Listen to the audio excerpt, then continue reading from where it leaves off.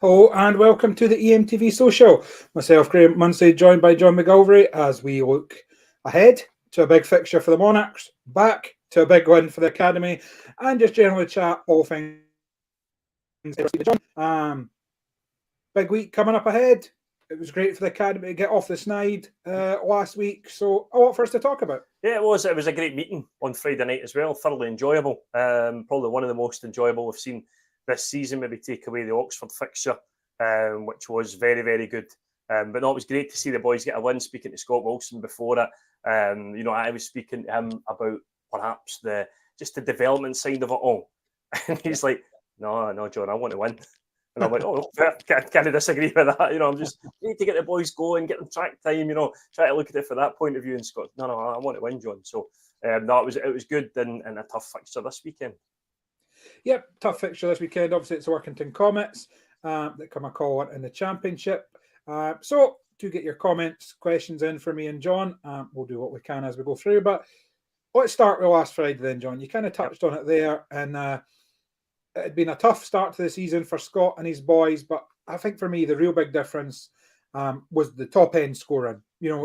I looked at the programme before the match, and I couldn't believe Connor Cole's 6.4 on average. Sam McGurk obviously couldn't make it, and then his van broke down 6.3 something. Max Perry, all of them under the 7-point mark. And that was a heat leader trio that was trumpeted as one off, if not the strongest in the league. And actually, because some have a wee cry and moan about at the start of the season when the averages were changed to allow young Max to come in. But finally, obviously, Sam wasn't there. But Connor, boy, did he step up with 15. And Max Perry, he might as well have started off a 15-metre handicap in every race he was getting so poorly. But geez, was he a joy to watch. It was. And obviously the top before it was Jake Mulford, who was who was touted as the top man in that league. And rightly so, he is. He is a very, very good rider. Mechanical Gremlins in the first one, and you think, okay, fair enough, that happens to every rider at some point. But he gets a couple of good rides on the back of that, and you think, oh, Connor's got a fight in his hands. But, he was absolutely brilliant in 13 and 15. He thoroughly deserved it. It wasn't just, he happened to pick up a wee win here or there. Yeah. He thoroughly deserved his 15-point maximum. I'd said to him in the interview afterwards that Alex had said, jokingly, kind of a long time coming, and he was pleased with it. And I even saw him getting a hug off John Campbell in the pits after it. So it was definitely a great night for him. Few surprise you're saying about Max as well. Max just had that inside line on the fourth bend, just working to a treat. Like you say, he would have been as well starting 15 metres back, but provided for entertainment. He had that fourth bend inside line working. And Mason was the other one that really surprised me as well. He did very, very well at number 2 and provided some good points. And it was nice to see them get off to a win, because I know there's a lot of effort put in to that level of speedway. Scott, as he pulls his hair out from time to time with riders and things, just no happened last year. He had bikes going on fire and stuff. So it was good for them to get a win. It's just a shame that their season's broken up a bit. That's only their second home meeting of the season, and we're now into July. But no, it was good to see them get a victory, and a well-deserved victory against a good side. Yeah, you mentioned that there, and it's a team effort when you win, and I'm sure Kieran would probably been hoping for a bit more against his hometown club. But him and Mark, got the maximum in Heat 2, and then you mentioned kind of Mason Watson. He said at the start of the season when Berwick weren't running, he wanted to try something different and go to a small track and try and get better on there. and boy, did he. I think off the top of my head was 8+3, and then a fall while in point scoring position. So that could have been, 9+4, 9+5. You could have been talking about a paid 13, paid 14 score, gating well and riding hard. So, and then Dale maybe started slowly, but then, round off 3 wins in his last few races, then carried it into the Northern Junior League. So he kind of finished his night with 6 wins on the bounce out of 8 races. So his arms would have known he'd had a night's work by the end of it. But yeah, just contributions from top to bottom. Yeah, it was definitely a team effort. And you saw, I think it was 3rd, 2nd. I remember looking at my programme, 3rd, 2nd, and then a string of wins after that. So no, delighted to see them get off the mark with a win. Yeah. And I'm sure if the guys can get Sam's van working, I have a full complement, 1 to 7. If he's needing a new van, he can give me a shout. But full 1 to 7, you never miss an opportunity, Game. Full 1 to 7. He wants one that's working, though, John. That's the difference. Careful. And so no, full 1 to 7, and I think they'll do well this season. Yep, and then again, as you say, it may be a little bit frustrating fixture-wise. They've got another bit of a gap, and I notice their next fixture doesn't get any easier. It's Bellevue next with a certain William Cairns, who just popped a 19 in on his debut at this level to come. So I'm sure we'll talk about that a bit more in the future. And the only way is up now for the Academy boys the rest of the season. Now, that probably takes us on. The only way is up. Who sang that, John? That's off our era. We should remember that. Yaz and the plastic population. There you go. I knew you'd nail that one right off the top of the bat. And you could probably say the same for the Monarchs. Another big match on Friday against Workington. And yeah, I mean, I think pretty much all the guys, apart from Max James, have ridden since the last time the Monarchs did. But it's maybe time to stop the talking and start putting the points on the board at home, particularly. I never like to be too critical, but that red card match, that can't be happening. I'll be blunt about it. It's not my kind of anger that hasn't really dimmed, and I'm sure the squads hasn't 2 weeks later. 8 points up at home with 4 heats to go. You've got your big 2 and 13 and your top scorers on the night and 15. And I know it's not for any lack of effort, and there was bike troubles and things like that. But at the end of the day, I'm always of the opinion, regardless of who it is, an away rider should never be leaving Armadale with a maximum. Yeah, I think the only time it really, it will have happened plenty, but really sticks in my head, Sam Masters before, it must have been maybe about 2015 or something, before he became a Monarch. He turned up one year and did 5, and there was nobody touching him that night. Nobody touching him. But, I think where you are with that is that the guys were competitive. The red card boys didn't walk away with a maximum at ease. They were competitive, but they were just not passing them. They just weren't getting themselves into positions to stop these guys. And something with 4 to go, 8 up, you really shouldn't be throwing that away. That was a sore one. We should be going into heat 15, at least 2, 3, 4 points up, and saying, look, we can see this out. Listen, they're good riders that are in that red card team, but we shouldn't be throwing that away. Yeah, that leads us on to this Friday, and it's Workington Comets that come a call in the Cab Direct Championship. There's a lot of season there. I need to put my teeth in for that one. Workington Comets are up at 7:30, and Ryan Anderson probably nails it on the head for me when he says every match now is a must win. I've already lost twice at home and yet to pick anything up away. He then says something about no talking about the football tonight, purely Speedway. We all know Ryan's allegiances are slightly on the polar opposite of yours, John. And I'll be honest, Dunfermline blew my coupon last night, so they're in the bad books. And McPake must go, sack the board, set the stadium on fire, get rid of them all. But yeah, and it's kind of right. I'd say particularly at home, we need to make Armadale a fortress again. We've shown what we're capable of. When, on the nights where people click, I mean, Scunthorpe were top of the league when they came and we demolished them. There's no ifs and buts about it. I'm not being nasty or particularly biased when I say that. Glasgow have been beating Handoy. Derek were beating Handoy at the start of the season. So when it clicks, it's there. It's just making sure that it clicks.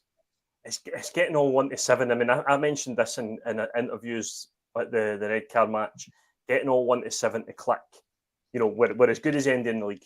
We are. Yeah. But we've got Kai Thompson now going very, very well. He had a great night, and he deserved to be Monarch of the match.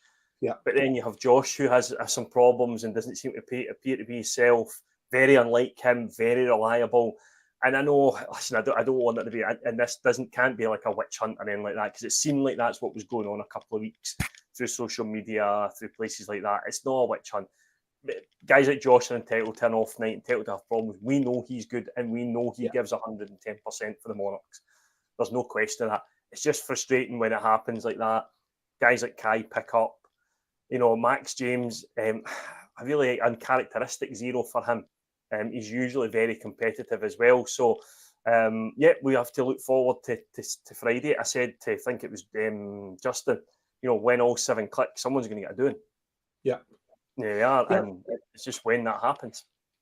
Yep, and you'll see the team lineups rolling across the bottom of your screen just now. It is the Monarchs 1 to 7 that's in place. Always nice to be in the middle of July and still be able to see a full 1 to 7 there. So, Josh Pickering and Justin, obviously 1 and 5.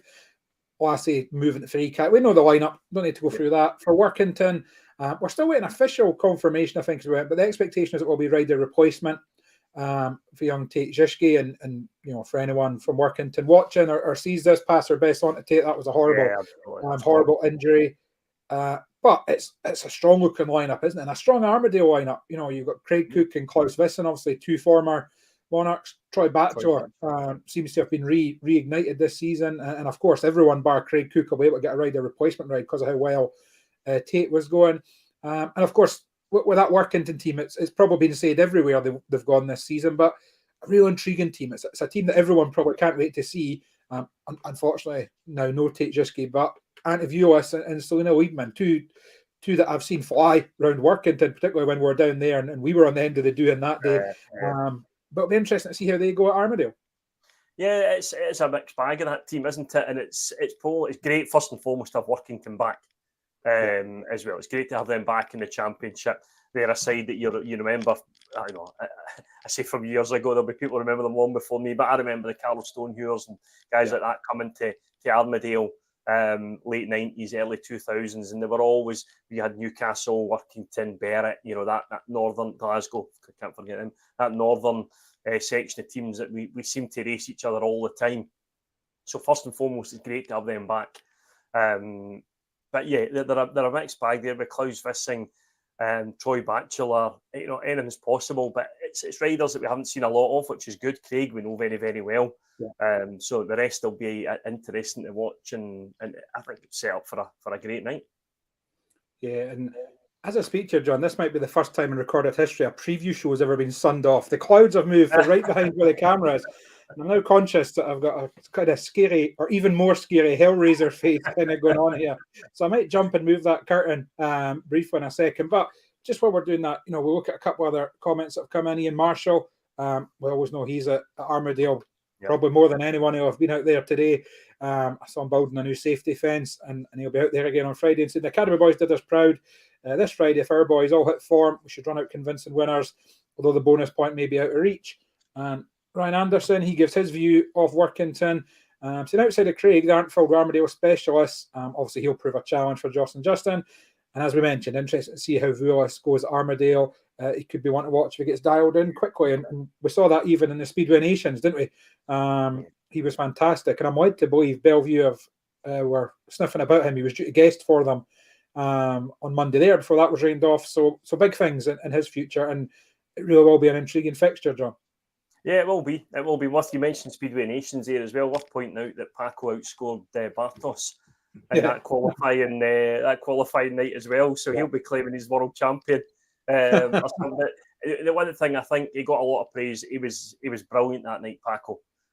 He put some big scores in there, and he was always in amongst it. He was maybe a wee bit let down by his Italian colleagues, but there was no doubt. I think the team manager could have been a bit quicker in making that change, couldn't he?